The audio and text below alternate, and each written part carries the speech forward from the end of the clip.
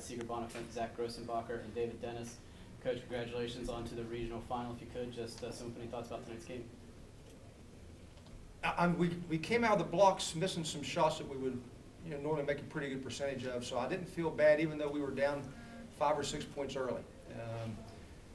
The kind of game that didn't call for a change of plans. But I thought we played well. This team is really strong and big, and they came out shooting the ball really well. So our guys know at this level, if you're going to win, then you have to play good basketball. You can't make mistakes. You hope you shoot the ball well, but you got to take care of the details. You got to hang on to the ball. You got to play defense. You got to rebound. You got to pick up the loose balls. And I thought we did a pretty good job of most of those variables. Virginia State came in here with the idea of winning this tournament, which is how it should be. They got a very strong team. They've had a great year. They won their conference. They dominated down there. They won their conference tournament. They came here. They beat a really good Fairmont State team.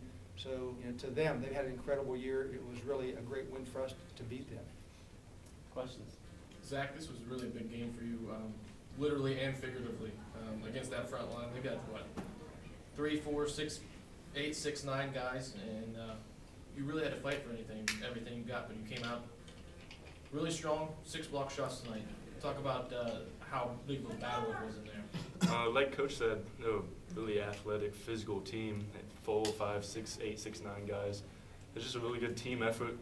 I got a lot of help side from Sieg and Dave, and the whole team really, they just helped down low and allowed me to stay in front of the guys, and it was really just a team effort all around playing, so just took my shots when I got it. David, I thought in part Fairmont struggled against his team yesterday because they didn't want to attack the basket.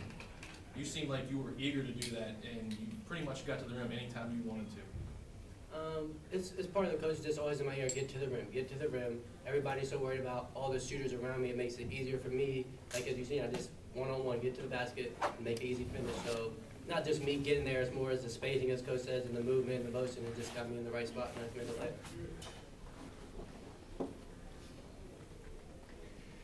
Cheryl, it's your 7th appearance in the Atlantic Regional Championships. Well, the 7th in a row, rather. I mean, does this get to be old hat for you guys? I'll address the coach, and then after, if the players want to address it.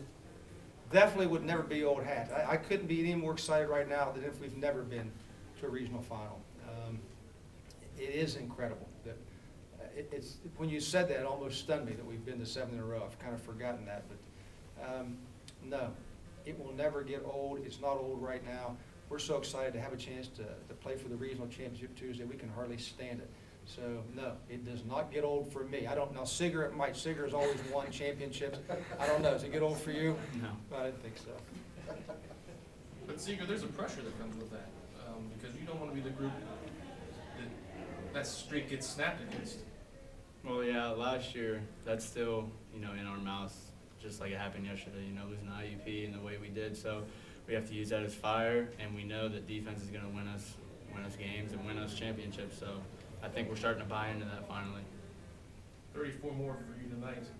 I think you're closing in on the school record. I know that's not the reason you play, but what would that mean to get a victory and get that Tuesday? Like you said, I don't care if I score 0 as long as we win tomorrow, or Tuesday, should I say, then because I think all of us in the locker room want to go to Texas. I've never been to Texas, so I think that the school record would be, cool, obviously, but I think obviously everyone in the locker room wants to win, and that's the main goal.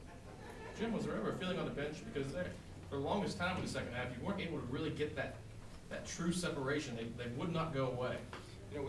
We separated ourselves by 6 or 8 points right at the beginning of the half, and we had a period where we were actually playing pretty good defense, but the offense kind of shut down our end a little bit too. But that's where we still maintained the lead. I don't think they got at that point maybe within 3 or 4 points, but I felt like we were getting stops to protect a small lead. If we're not a good defensive team, then all of a sudden 4 or 5 times you don't score, you lose your lead. So I felt like we got a little stale on offense. We started to call a few more set plays by design to kind of get things going again, and that worked pretty well. And then I thought the spacing was there.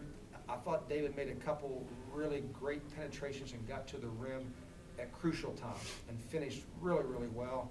You know, a guy like Seeger had the experience to know that we're holding the ball, but we got to score, and he backed a guy down and scored a bucket that was crucial. And a guy like Devin knows that he can put a dagger in someone. We spread them out, and I think our guys were in the right frame of mind. These guys made big plays down the stretch to win a game, you know, and that's what you have to have on the court. You know, I've only seen this team the 2 games they've been here, so I don't know exactly what they've done all year. But they have all those big guys, but you were able to keep them away from the bucket for the most part. And that's the key, is keeping them away from the basket. You know, you kind of wonder how effective can they be if they're not around the basket. And a couple of times, you know, obviously they have one big who really hurts bad stuff now making some threes. And he played, I thought, a great game, especially early on. You know, he's the biggest reason. You know, we're thinking, you know, he's 6'8", he can attack the rim, but then he's draining threes. We gave him a little separation, he drained threes that hurt us. And he did a great job, I thought, all over the court. Their other bigs can make threes too, but I felt like we were saying, you know, if they want to step out, we'll take our chances. Because one, they're not their best shooters, but also these guys are 6'8", 6'9". I don't like them around the rim. If they're hanging on the three-point line, that's a better place for us to guard them. So, yeah, that's kind of how we guarded. And you know, we paid the price a little bit, but in the long term, is what you said, they were away from the rim. And when they missed shots, you saw a lot of times the rebounds were not there; they were fanned out. Anything else? Congratulations, guys. We'll see you. Thanks, Tuesday. guys.